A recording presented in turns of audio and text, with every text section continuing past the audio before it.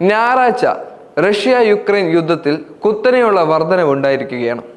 സംഘർഷത്തിലെ ഏറ്റവും വലിയ ഡ്രോൺ യുദ്ധങ്ങളിലൊന്നാണ് സൈന്യങ്ങൾ കഴിഞ്ഞ ദിവസം ഏർപ്പെടുത്തിയിരുന്നത്. ഒരു പാസഞ്ചർ ട്രെയിൻ കടന്നു പോകുമ്പോൾ ഒരു റഷ്യൻ ഹൈവേ പാലം തകർന്നു വീഴുകയായിരുന്നു. റഷ്യയ്ക്കുള്ളിൽ ആയിരക്കണക്കിന് കിലോമീറ്റർ ആഴത്തിൽ ആണവശേഷിയുള്ള ബോംബർ വിമാനങ്ങളെ ലക്ഷ്യമിട്ട് ഒരു വൻ യുക്രൈൻ ആക്രമണം നടത്തി. കൂടാതെ 40-ലധികം റഷ്യൻ വിമാനങ്ങളും അതിലൂടെ നശിക്കപ്പെടുകയായിരുന്നു.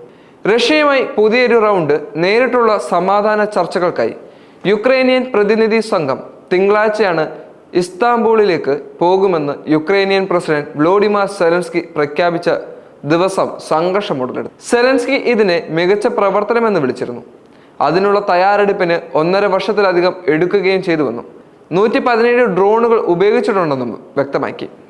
ഇന്ന് ശത്രുപ്രദേശത്ത് സൈനിക ലക്ഷ്യങ്ങൾ മാത്രം ലക്ഷ്യമിട്ടുകൊണ്ട്, പ്രത്യേകിച്ച് യുക്രൈനെ ആക്രമിക്കാൻ ഉപയോഗിച്ച ഉപകരണങ്ങൾ ലക്ഷ്യമിട്ട് ഒരു മികച്ച ഓപ്പറേഷൻ അവർ നടത്തി.